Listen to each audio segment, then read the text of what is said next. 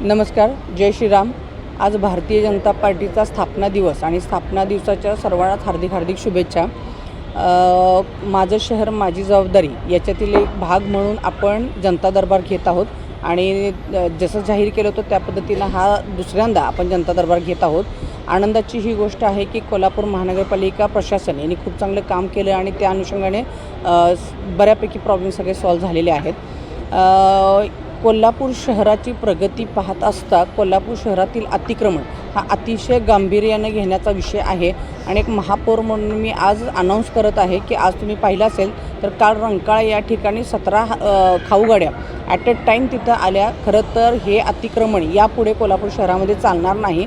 मला असं वाटतं की काळ सोकवेल, त्यामुळं अतिक्रमणासंदर्भात मी एक जाहीर या अनुषंगाने करू इच्छिते की आजपासून कोल्हापूर शहरातील अतिक्रमणमध्ये कोल्हापूर शहरातील कोणतेही प्रतिनिधी या अशा चुकीच्या अतिक्रमणाच्या आडवे येणार नाहीत आणि कोल्हापूर शहर अतिक्रमणमुक्त करण्यासाठीच्या चांगले निर्णय आणि मोहीम आम्ही लवकरच्याच नजीकच्या काळात घेणार आहोत।